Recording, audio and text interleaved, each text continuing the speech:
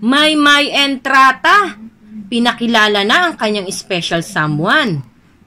What's up mga kamarites? Thank you for tuning in. Ako po muli si Josepa na naghatid sa inyo ng mga trending topic tungkol sa inyong mga favorite celebrity update. Eto nga, sa I Want ASAP kahapon. Wala si Edward Barber, busy sa kanilang church. Siya ata ang nag-host. Sa I Want ASAP kahapon, natanong si Maymay Entrata o tinanong silang lahat kung ano ang highlights ng January sa kanila. Unang tinanong ni Darren si Maymay Entrata. At ang sabi nga ni Darren, ano ba ang highlights ng January sa inyo? Let's start with you, Maymay. O, eto ha. Kay Maymay galing, ha. Sabi ni Maymay, nag-start na daw yung kanyang school. Yay! Sa ibang bansa. O, malama. Okay. Ulit. O, eto nga, sa I Want ASAP kahapon. Tinanong ni Darren ang kanyang mga kasama, ano ba ang highlights ng January sa inyo? Let's start with you, Maymay, sabi ni Darren. At sumagot naman agad-agad si Maymay sa tanong ni Darren. Ang sabi niya, nag-start na ang studies niya sa ibang bansa. Wow, congratulations sa iyo, Maymay, and good luck sa iyong pagsa-study dyan sa Canada. Okay, number 2, ang sabi ni Maymay, ang number 2. At talaga namang eto ang pinag-usapang mabuti sa Ibon Ladya, sa Twitter world. At talaga naman nag-trending. Oh, nakasama na niya ang isa sa pinaka-special na tao sa buhay niya. Oh, nakasama na niya. Oh, kay Maymay galing to. Wow, Maymay, congratulations. I'm happy for you. Diba? Ay, nakasama na niya ang kanyang special someone. Medyo may konting kirot, pero ganun talaga ang buhay. May dumarating sa buhay mo para magbigay sa'yo ng inspirasyon at yung isa naman ay para magbigay sa'yo ng aral. Diba? Ganun talaga. Move on. Bata pa naman si Edward. Diba? Hayaan nating i-enjoy niya ang kanyang youthful na magkaroon siya ng mga inspiration, mag-grow siya. Diba? O, ganun lang yun. O, eto na nga. Latest. At talaga naman pinag-usapan ng maigi ngayon. Trending na trending itong latest post ni Maymay Entrata sa kanyang Instagram at Instagram at Facebook ang kanyang Aaron. Sino ba itong si Aaron? Ha?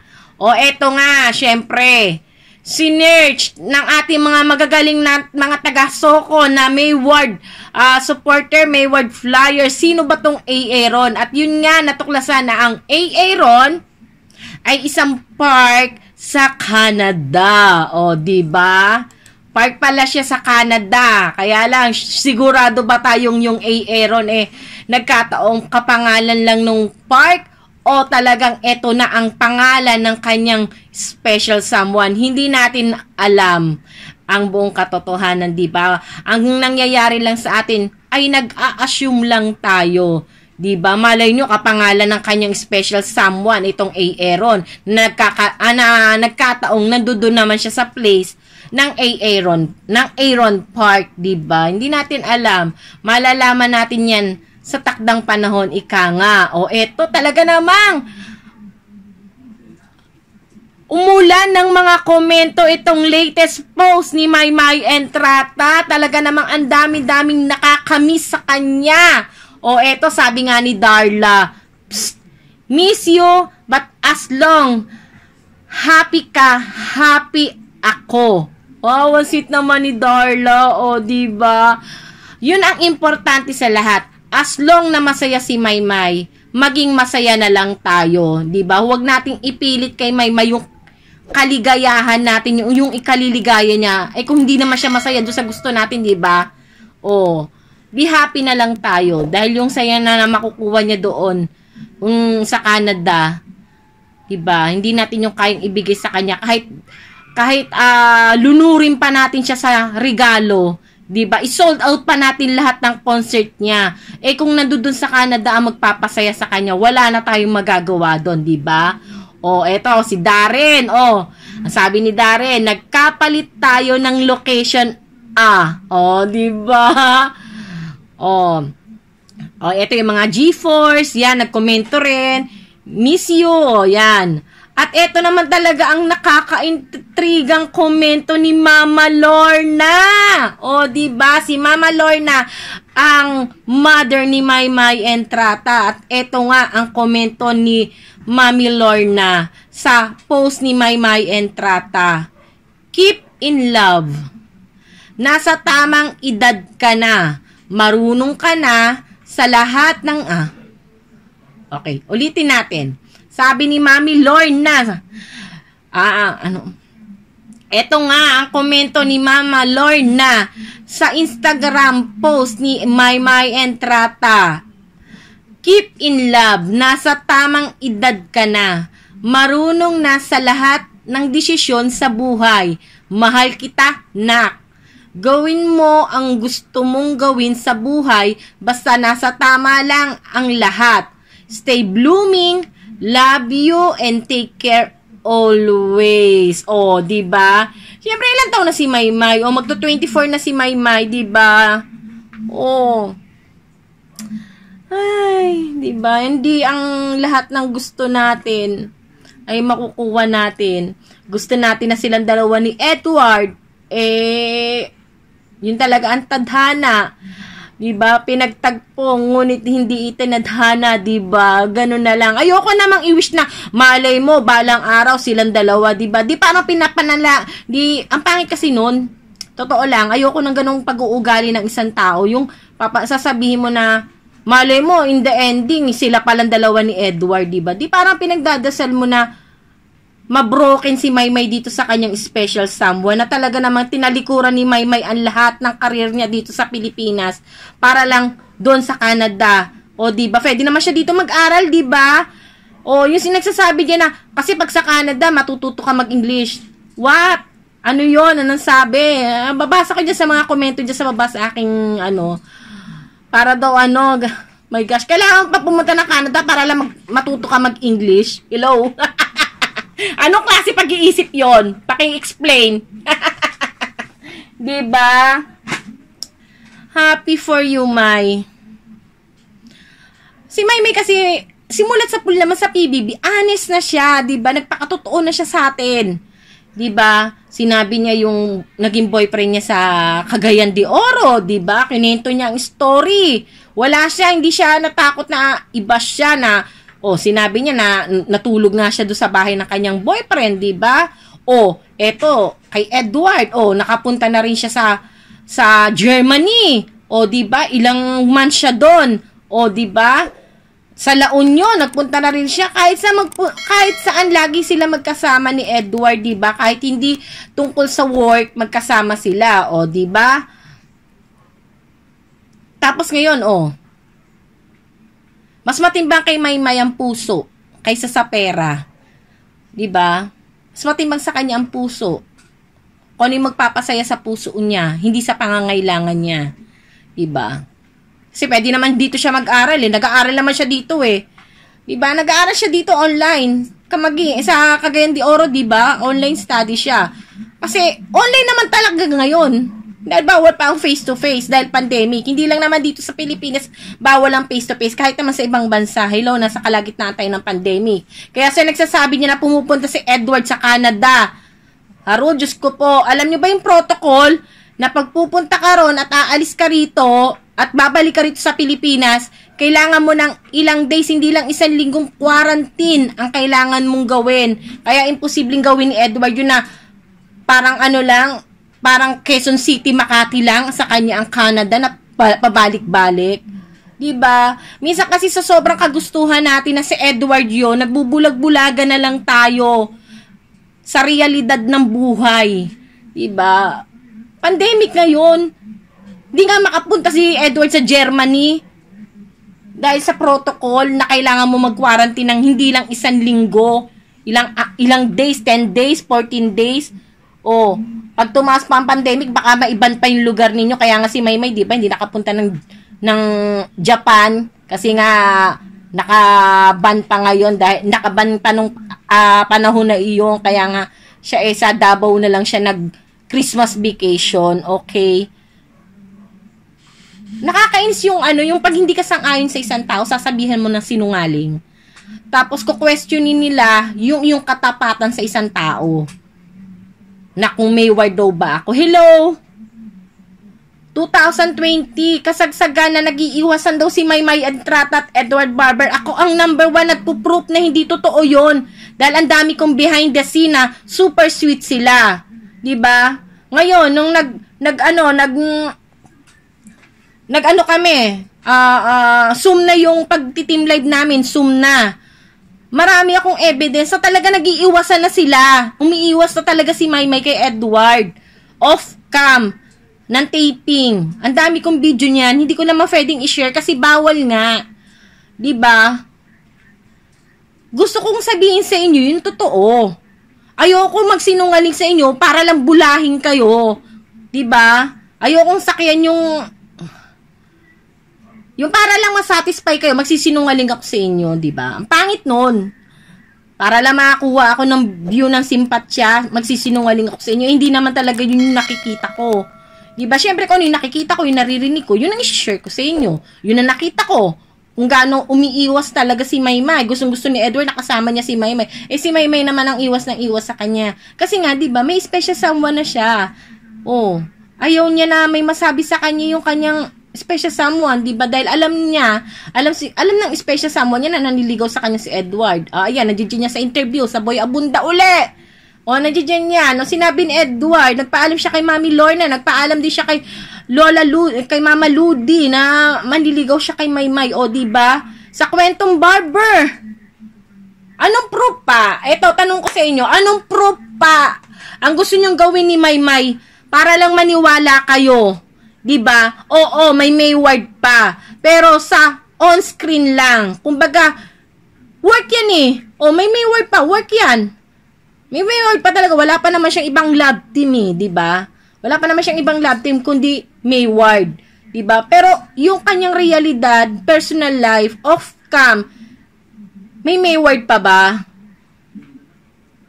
'Di ba? May official statement sila. May word pa rin. Pero sila, sa totoong buhay, magkaibigan lang sila ni Edward. Andiyan niya sa Instagram nila. Nakapost yan. Ang kanilang official statement.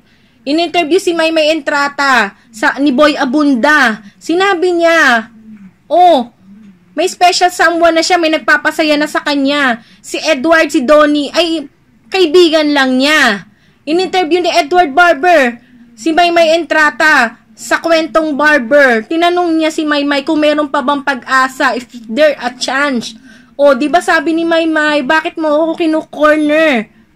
Wala na kasi yung tiwala, 'di ba? Sabi nga ni Maymay, pag nawala na yung tiwala niya, mahirap nang maibalik. At yun hindi natin alam kung ano ang nangyari sa dalawa, kung ano talaga ang totoong nangyari. At wag na lang natin alamin, ibigay na lang natin sa kanila, 'di ba?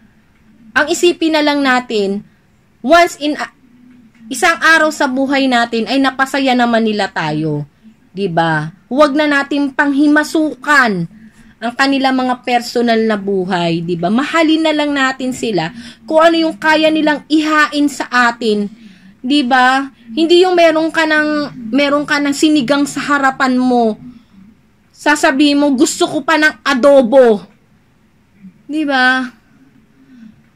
You want, kumbaga meron ka na you want more and more and more and more, 'di ba? Napapagod kasi may magsabi ng totoo. Kasi para rin namang walang naniniwala, paulit-ulit rin lang naman siya. Nagpapakatotoo na siya, 'di ba? Simulat sa pulag, pakatotoo na siya. Sinabi na niya talaga. Hindi na siya masaya sa nangyayari. Hindi ko sinisiraan ng Mayward. Hindi ko sila sinisiraan.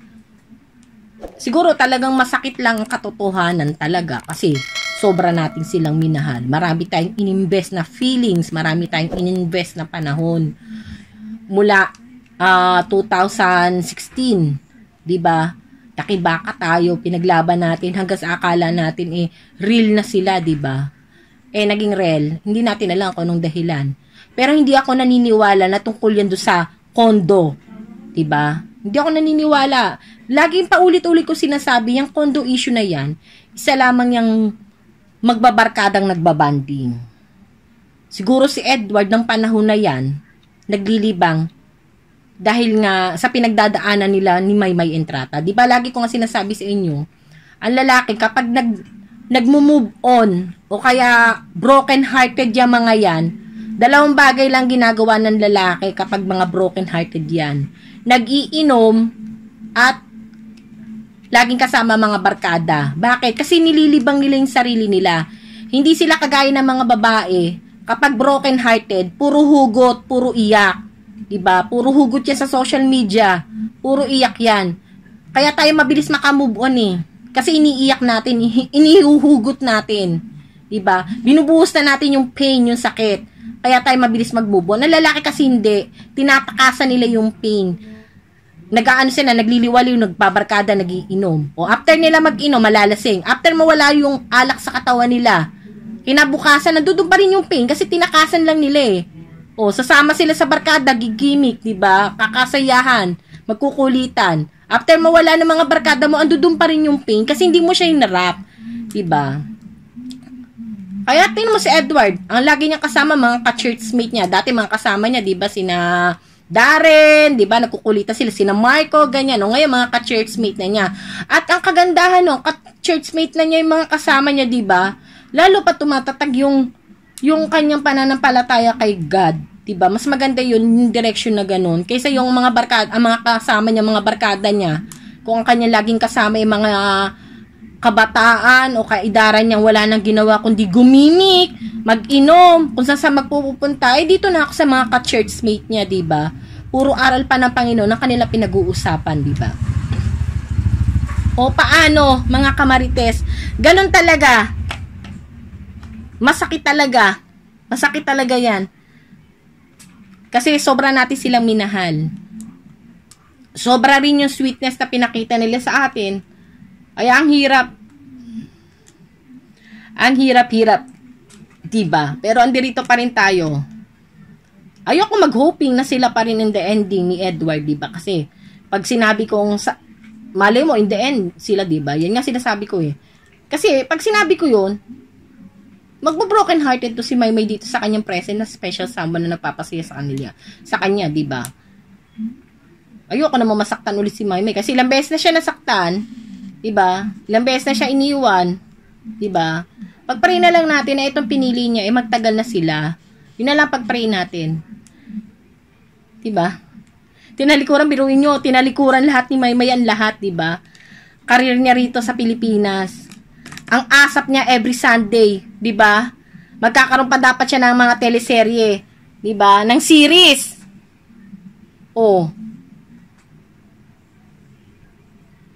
Sa panahon ngayon, napakabilis. Sikat ka ngayon, bukas, meron na ulit na bago. Kagaya niya, may PBB na naman, diba? Unti-unti na namang, unti-unting nakikilala na ang mga adult housemate. Diba?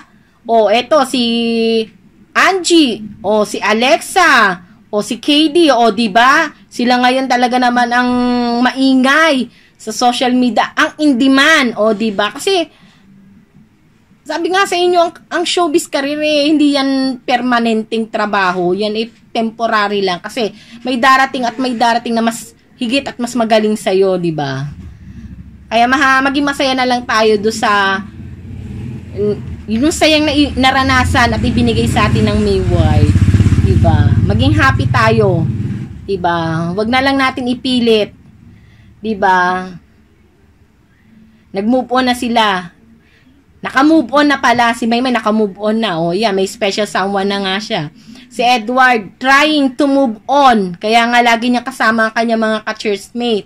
Kaya ang magagawa na lang natin kay Edward para matulungan natin siya sa kanyang pag-move on, siguro yung pag nagla-live siya sa I Want o kung ayan, babalik na ang kwentong barber. Wag na lagi kayong tanong ng tanong kay tungkol kay Maymay, di ba? Di ba? Sabihin natin, andirito pa rin tayo, ang Mayward. Di ba? Para alam niyang support pa rin tayo sa kanya. Kahit wala na si Maymay. Di ba? Ganun yun. Ganun lang yung magagawa natin kay Edward. Okay. O, paano mga kamarites? Sumaba na naman ang ating mga kwentuhan. Saka na ulit ako magbabasa ng inyong mga komento, ha? At hindi ko pa naisusulat kasi gamit-gamit ko ang aking cellphone. Okay? O, ha? Ayan, sinabi ko na sa inyo ang reason kung bakit vlogging na ang nangyari dito sa aking YouTube at hindi na ako nagpo-post ng mga video. Diba? Kasi, sinabi ko nga sa inyo, guilty ako doon. Kasi nakita ko na ang kwentong barber pala ina-upload din sa YouTube. Ang Call Me Maybe ina-upload din pala sa YouTube. Tapos makita-kita ko, mas mataas pa yung views ko doon sa original na may-ari ng mga video, diba? Parang nakakahiya, nakaka-guilty sila, naghihirap doon eh. Diba? Kaya, yun ang suportahan natin. Yung mga video na mga official na nag-upload nun. Diba? Iwasan na nating manood sa iba. Ang pataasin natin at doon kayo tumangkilik sa mga talagang legit. Ang ABS-CBN Star Cinema. Yan. Para masuportahan natin si Maymay, si Edward, ang Mayward. May Mayward pa rin. Sila pa rin ang love team. Diba? Pero in real life, wag na natin ipilit yung real life kasi masaya na si Maymay. Diba? Be happy na lang tayo. Okay? Pero may Mayward pa rin. Sila pa rin ang official love team. Kaya lang, sa ngayon, busy si Maymay sa kanyang pag-aaral, kaya support na lang natin si Edward, diba? Meron pa rin namang I Want ASAP. At sana sa Sunday, magkasama na sila, diba? Oh, hoping, magkasama na sila, diba? O, paano? Hanggang sa muli. Tandaan, always be a blessing. Paalam!